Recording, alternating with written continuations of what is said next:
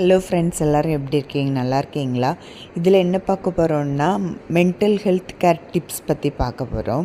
இப்போது நம்ம அது பெரும்பாலும் 2 காரணத்தில் வரும். ஸ்பிரிச்சுவலி பார்த்திங்கன்னா, பேட் எனர்ஜி நமக்கு க்ரியேட் ஆகும் நம்ம மனதில். அந்த பேட் எனர்ஜினால் இல்லாட்டி பேட் வைப்ரேஷன் மூலமாகவும் அந்த நோய் நமக்கு உருவாகும். அப்போது நம்ம கோலம் போடுறது மூலமாக, நம்ம வேலையில் கவனம் செலுத்தி செய்கிறது மூலமாக, இல்லாட்டி கொஞ்சம் நல்ல ஓய்வெடுத்து ரெஸ்ட் எடுத்து கொஞ்சம் வெளியே போயிட்டு வந்து நடமாடி, வீட்டுக்குள்ளே நடமாடி கொஞ்சம் கொஞ்சம் சின்ன சின்ன எக்ஸசைஸ் செய்கிறது மூலமாக, வெளியே இடங்களுக்கு போயிட்டு வர்றது மூலமாக, இயற்கையோட கொஞ்சம் டைம் ஸ்பெண்ட் பண்ணுறது மூலமாக இதை நம்ம குறைக்க முடியும். அதுக்கப்புறம் இன்னொன்று மனநோய் எதனால் க்ரியேட் ஆகும்னு பார்த்தா, மெயினாக அந்த பேட் எனர்ஜியும் பேட் வைப்ரேஷன். அதுக்கப்புறம் பார்த்திங்கன்னா, நேச்சுரலி அந்த மனதுக்கு ஒரு சாந்தி இல்லாமல், ஒரு நிம்மதி இல்லாமல், ஒரு மோசமான ஒரு சூழ்நிலையில் இருக்கும்போது மனநோய் க்ரியேட் ஆகும். அப்போ நம்ம என்ன செய்யணும், நம்ம மனதில் ஏற்படக்கூடிய ஆசைகளை முடிஞ்ச அளவு சின்ன சின்ன ஆசைகள் ஏற்படும். இந்த ட்ரெஸ் வாங்கணும், இல்லை இந்த பேக் இது நல்லா இருக்குது, வெளியே போகும்போது சின்ன சின்னதாக ஏற்படும்ல, அதெல்லாம் நிறைவேற்றிக்கிட்டோன்னா அது நமக்கு ஒரு திருப்தியை கொடுக்கும்.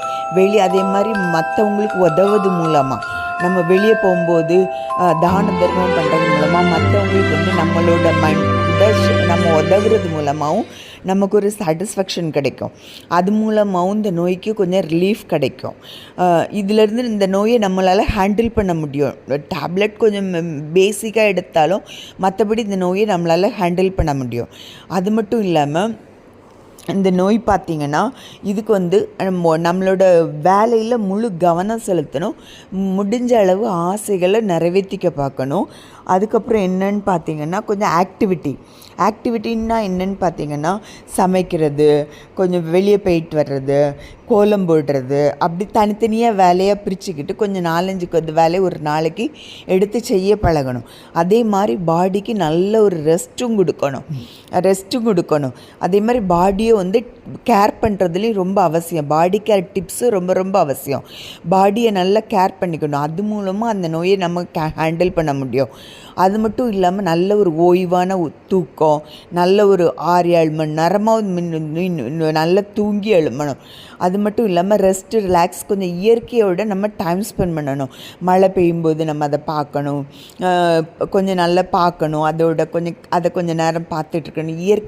இயற்கை காட்சிகளை கொஞ்சம் வெளியே போகும்போது வரும்போது கொஞ்சம் நல்லா பார்த்துக்கிட்டோன்னா நம்மளோட மைண்டும் ரிலாக்ஸ் ஆயிரும். அதில் நம்ம மனம் கொஞ்சம் சாந்தி ஆகும்.